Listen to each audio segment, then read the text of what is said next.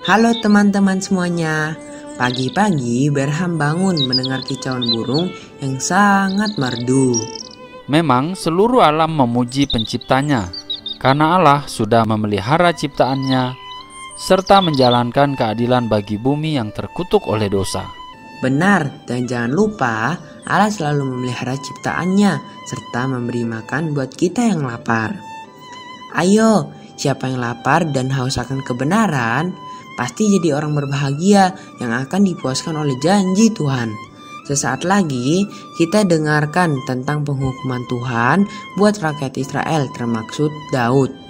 Apakah ini berarti Allah kejam? Mari kita perhatikan secara cermat. Shalom adik-adik, kita bertemu lagi untuk belajar firman Tuhan di Berpetualang dalam Kerajaan Allah.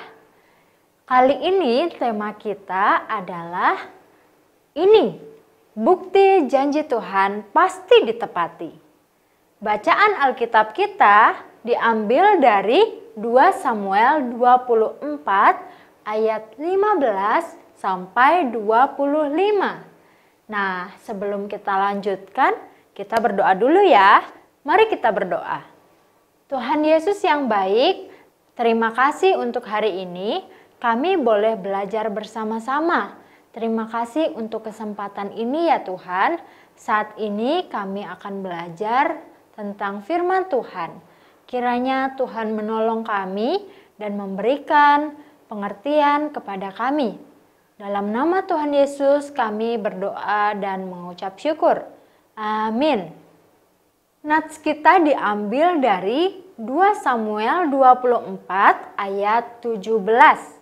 Bunyinya, dan berkatalah Daud kepada Tuhan, ketika dilihatnya malaikat tengah memusnahkan bangsa itu. Demikian, sesungguhnya aku telah berdosa, dan aku telah membuat kesalahan.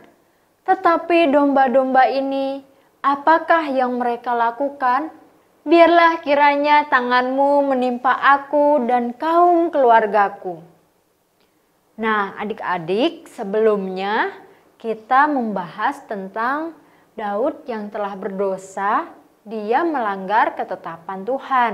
Kemudian Tuhan menimpakan hukuman atas bangsa Israel. Tuhan memberikan 3 pilihan kepada Daud.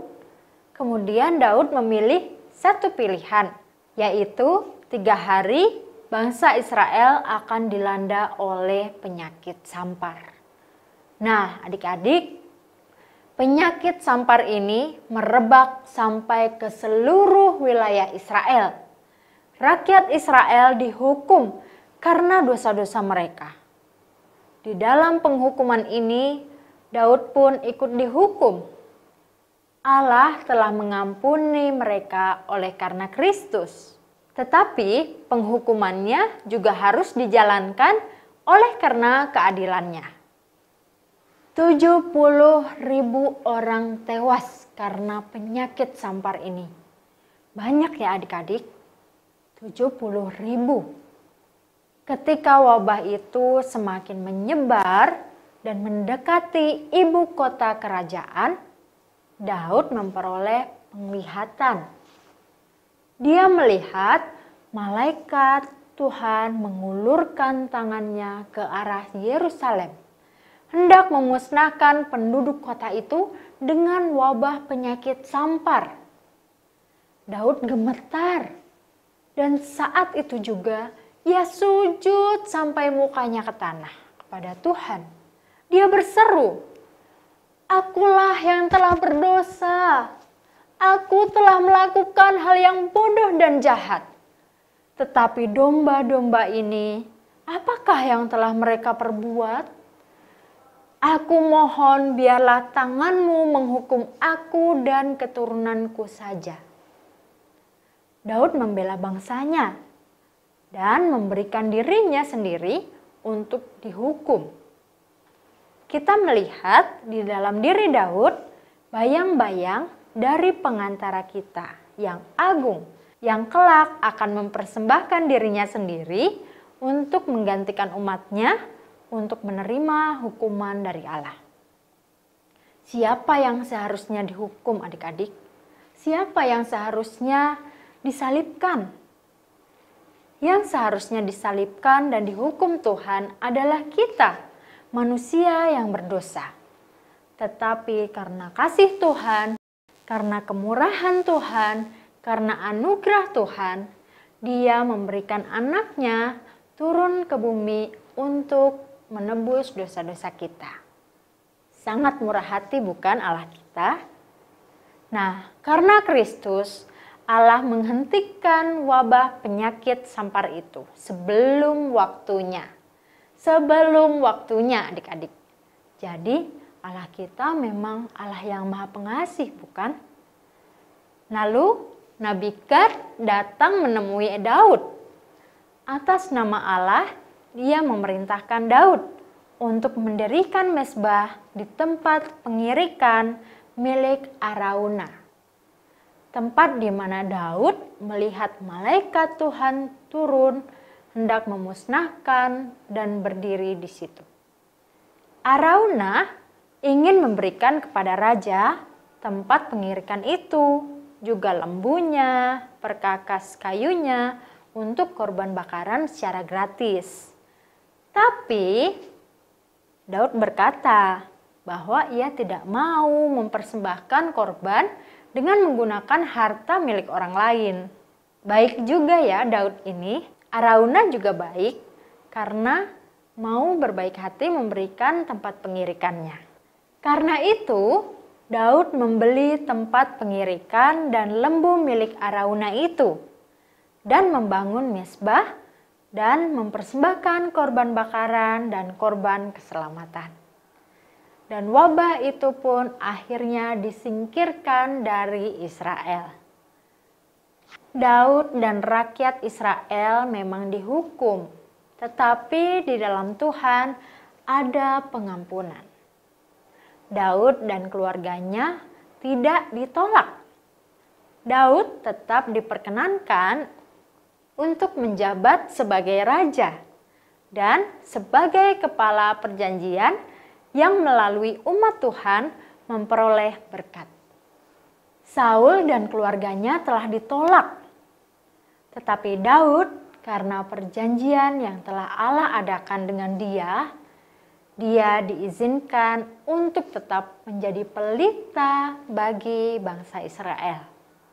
Bertahun-tahun kemudian Salomo mendirikan bait Allah di tempat pengirikan milik Arauna itu. Sejak saat itu, berabad-abad lamanya mezbah upacara penghapusan dosa berdiri tepat di tempat Daud melihat malaikat yang hendak memusnahkan Yerusalem itu. Di atas altar itulah korban penghapusan dosa dipersembahkan sebagai bayang-bayang yang menunjuk kepada Tuhan Yesus Kristus, satu-satunya korban persembahan yang dapat memenuhi tuntutan keadilan Allah dan menghapus dosa umatnya. Melalui pengorbanan Kristuslah dosa Daud dan dosa seluruh umat Allah dihapuskan.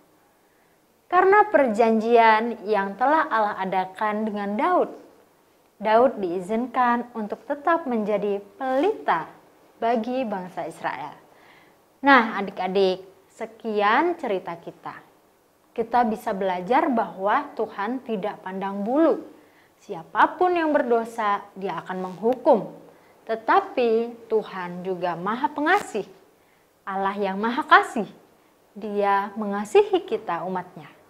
Dia rela mengorbankan anaknya untuk kita, untuk menebus dosa-dosa kita.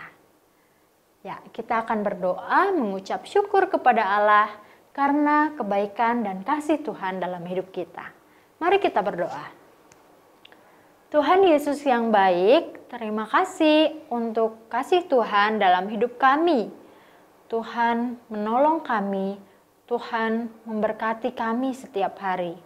Tuhan juga memberikan Yesus Kristus, anak-Mu yang tunggal, sebagai ganti dari dosa-dosa kami. Kami telah ditebus, kami orang yang berdosa, telah diselamatkan. Terima kasih Tuhan Yesus, itu semua karena anugerah Tuhan dalam kehidupan kami. Kami mau bersyukur untuk setiap berkat dan anugerah Tuhan dalam hidup kami. Terima kasih Tuhan, dalam nama Tuhan Yesus kami berdoa dan mengucap syukur. Amin.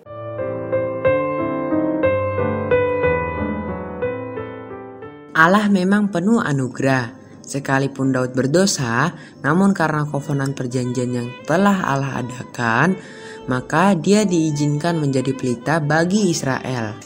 Anak-anak, lebih lanjut, kita mengalami pengorbanan Kristus yang membuat dosa seluruh umat Allah dihapuskan.